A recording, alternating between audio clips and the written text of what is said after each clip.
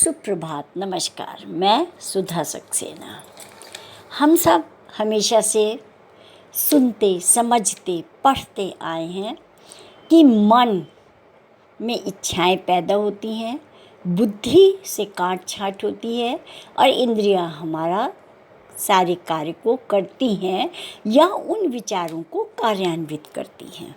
यदि हम गौर से देखें तो आपको लगेगा कि शरीर मन से ज़्यादा बुद्धिमान और चतुर होता है। आइए आज इसी विषय पर बात करते हैं कि शरीर मन से ज़्यादा बुद्धिमान है।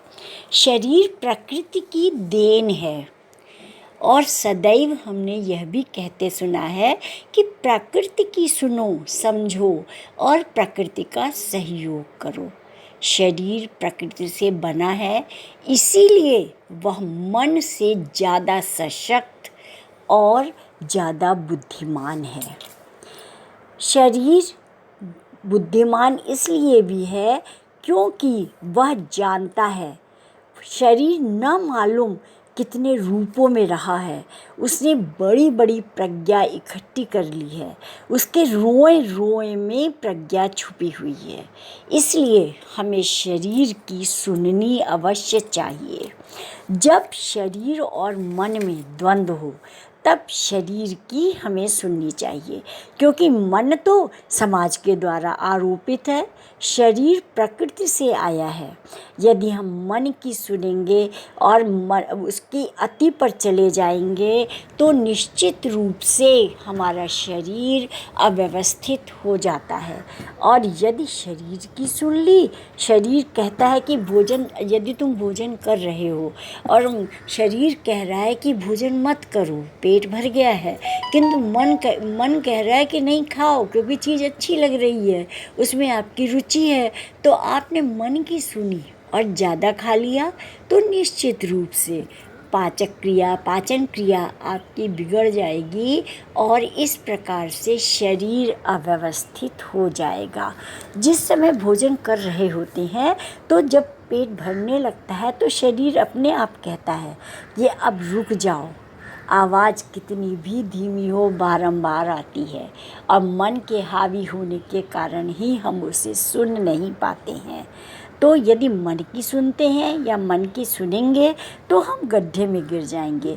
और जब मन तुम्हें ज़्यादा खिला खिला कर ज़्यादा भर देगा, स्थूल कर देगा, चर्बी बढ़ जाएगी, चल नहीं सकेंगे, उठ नहीं सकेंगे, तब मन कहेगा कि अब उपवास कर लो, उर्ली कांचन चले जाओ। प्राकृतिक चिकित्सा की ज़रूरत है, प्राकृतिक बुद्धि की ज़रूरत है, प्राकृतिक चिकित्सा की ज़रूरत पड़ती है, लेकिन कोई चिकित्सक तुम्हें बुद्धि नहीं दे सकता है, इसलिए कि कोई भी ना ही वापस ला सकता है।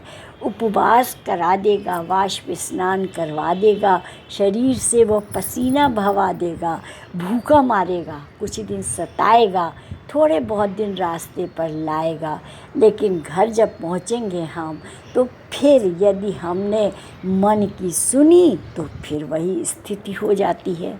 तो इसीलिए एक सलाह है, एक यह राय है कि प्राकृतिक चिकित्सा तुम्हें वह नहीं दे सकती, बुद्धि कोई प्राकृतिक चिकित्सा तुम्हें नहीं दे सकती, हम वहीं पर जाएंगे। इसलिए हमें प्राकृतिक बुद्धि चाहिए। प्राकृतिक बुद्धि का तात्पर्य है कि हमें शरीर की सुनना चाहिए, शरीर के सुनने की क्षमता होनी चाहिए। जब शरीर कहे रुक जाओ तब लाख मन कहे कि स्वादिष्ट भोजन है, थोड़ा और कर लो, मत सुनना, अन्यथा यही मन किसी दिन तुम्हारे शरीर को अव्यवस्थित कर देगा। पहले भी इसकी मान करके हम सब ने अत्यंत भूल करी है और हम भोगी बन गए।